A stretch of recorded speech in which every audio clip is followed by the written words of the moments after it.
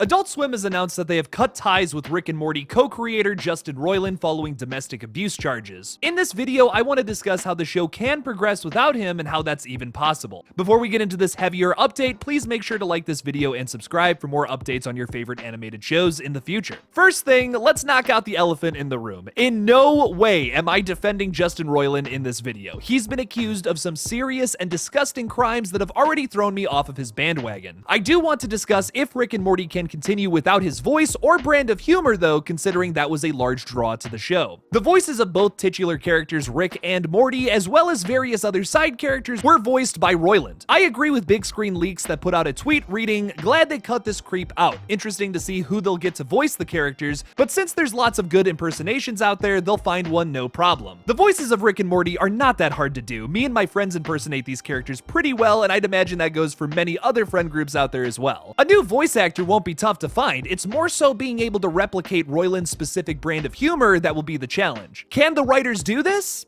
I say yes. Rick and Morty and various other Justin Roiland properties all feature that in-your-face, vulgar style of humor that doesn't necessarily feel comparable. Like the Family Guy writers are not interchangeable with the ones on Rick and Morty, if you catch my drift. Repetition of certain phrases like wubba lubba dub dub or the name Morty 1,000 times followed by a burp seem to represent this style of humor pretty perfectly. Morty, we gotta blow up the sun, Morty. Come on, get on in the spaceship. We gotta do it, Morty. I've seen this guy on TikTok named Sean Kelly Says that does a near perfect impression, way better than the one I just did, of both Rick and Morty. Alright, let's see.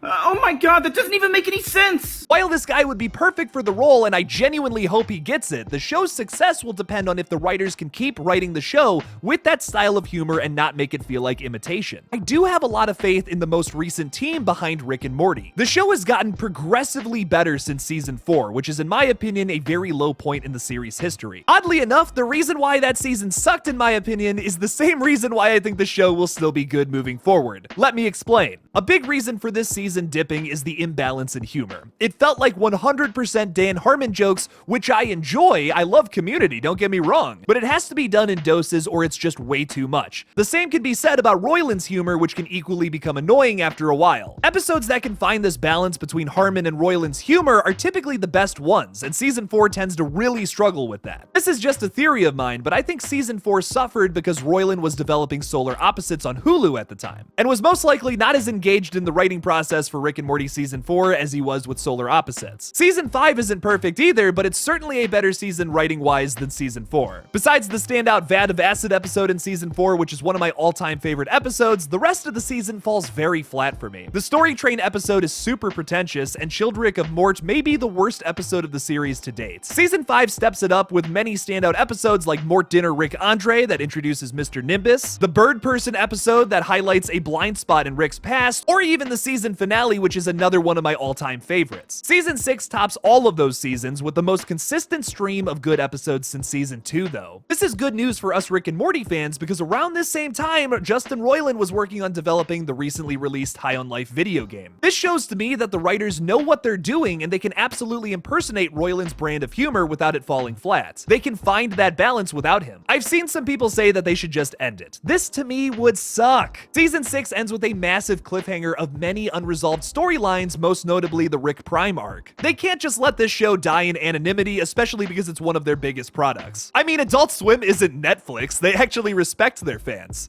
Inside Job Season 2. Knowing that the writers can replicate this specific brand of humor and having voice actors out there that can do great Rick and Morty impressions, I see this show continuing and still being great. I know a lot of us are concerned, but I would argue that Justin Roiland is no longer that important to the show's development. The writers have a better understanding of the balance and humor on this show, much better than they did in season 4. Even if these accusations hadn't been brought into the public eye, it seems like Justin was starting to branch out into different projects anyways. While I did see his departure from the show becoming more and more evident, I'm deeply saddened and disappointed to hear all of this news regarding his personal life. What are your thoughts on the future of Rick and Morty though? Should they just end it, or are you looking forward to see who they will cast as Rick and Morty in the future? Leave me something about it in the comments below. Thank you for watching this unfortunate Rick and Morty update. Don't forget to like this video and subscribe for more content on adult animated shows in the future. Thanks again for watching, and I'll see you in the next one, Space Cowboy.